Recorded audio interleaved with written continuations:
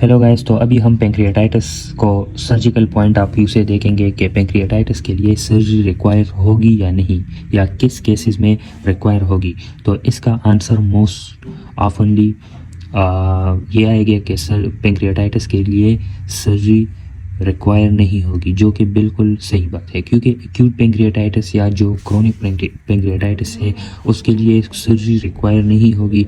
Just हम conservatively treat करते हैं। लेकिन जो पेंक्रियाटाइटिस के कॉम्प्लिकेशंस है उसके लिए हम फिर सर्जरी करते हैं। तो एक्यूट पेंक्रियाटाइटिस या क्रॉनिक पेंक्रियाटाइटिस, ठीक है,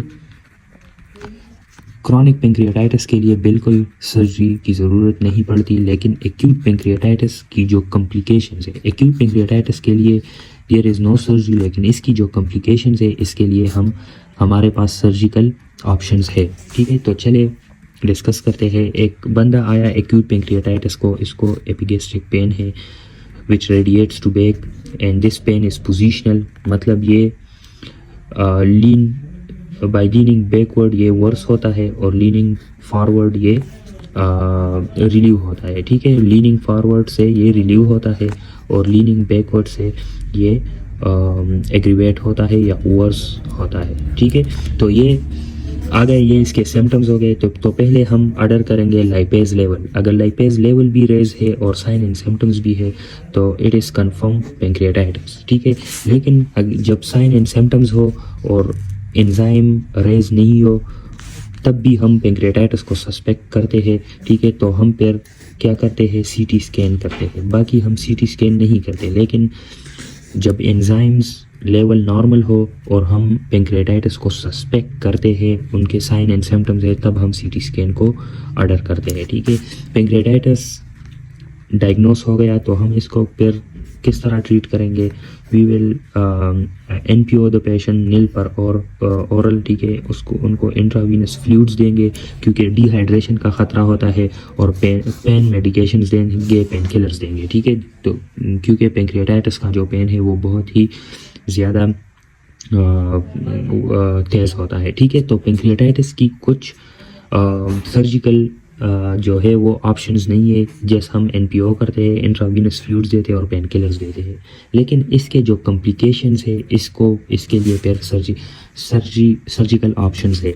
जैसे कि पेंक्रियाटाइटिस के बाद आवर्स टू डेज अगर बंदा आया वो वाइटली अनस्टेबल है, हाइपोटेंसिव है, ठीक है, तब हम क्या करेंगे, तब कॉम्प्लिकेशंस को हम की डायग्नोसिस के लिए हम ज़रूर सीटी स्कैन करेंगे। ठीक है, सीटी स्कैन ही से हम पेंक्रियाटाइटिस के कॉम्प्लिकेशंस को डायग्नोस करते हैं। ठीक है, तो after hours two days after pancreatitis patient आ गया, हाइपोटेंसिव है, वाइटली अनस्टेबल है, तो सीटी स्कैन हम करेंगे। सीटी स्कैन से हमें डायग्नोस पता लग जाएगा कि this is necrotizing pancreatitis.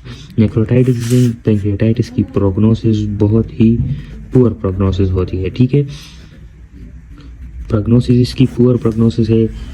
It में रिक्वायर द ICU केयर, और इसकी जो सर्जरी है, सर्जिकल ऑप्शन है, वो है नेक्रोसेक्टमी। हम जो नेक्रोटिक एरियाज़ है हम उसको रिमूव करेंगे, रिसेक्ट करेंगे, जिसको बोलेंगे नेक्रोसेक्टमी। ठीक है, नेक्रोटाइजिंग पेंक्रियाटाइटिस। अब पेशेंट आ गया after pancreatitis, 5 days to 7 days after pancreatitis आ गया, and he complains of fever and raised white blood cells, और सेप्टिक लुक भी है। सेप्टिक लुक है, फीवर है, रेज वाइट ब्लड सेल्स है। हम सीटी स्कैन करेंगे। ठीक है, ये भी एक कॉम्प्लिकेशन है। सीटी स्कैन से हमें पता लग जाएगा कि this is pancreatic abscess. Pancreatic abscess को हम किस तरह ट्रीट करेंगे, by giving antibiotics and by doing the incision and drainage. ठीक है, तो एक ये सर्जिकल ऑप्शन है पेंक्रियाटिक एब्सेस के लिए। अब दूसरा पेशेंट पेंक्रियाटाइटिस के बाद आफ्टर वीक्स पेंक्रियाटाइटिस के बहुत वीक्स बाद आ गया with the complaints of early सेटाइटी, weight loss and abdominal pain. CT scan हम कराएंगे। सीटी स्कैन डायग्नोस करेगा सूडोसिस्ट को। ठीक है, तो सूडोसिस्ट की हम फिर किस तरह मैनेजमेंट इसकी करेंगे, it will depend on the size and time. ठीक है, अगर सूडोसिस लेस देन वीक और लेस देन 6 सेंटीमीटर हो, ठीक है, तो वी कॉल इट अनकम्प्लिकेटेड सूडोसिस्ट। अनकम्प्लिकेटेड सूडोसिस्ट के लिए हम कुछ नहीं करते, जस्ट वेट एंड वॉच, ठीक है।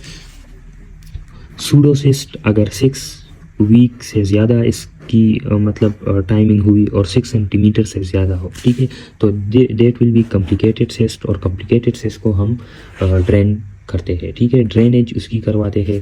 और जो अनकम्प्लिकेटेड है we will do nothing, just watch and wait, ठीक है। तो ये है पेंक्रियाटाइटिस।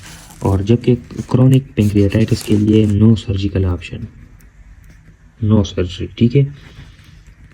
जबकि एक्यूट पेंक्रियाटाइटिस के जो कॉम्प्लिकेशंस हैं, नेक्रोटाइजिंग पेंक्रियाटाइटिस, सूडोसिस्ट और पेंक्रियाटिक एब्सिस, उसके लिए नेक्रोसेक्टमी, ठीक है, ड्रेनेज और incision and drainage. Thank you.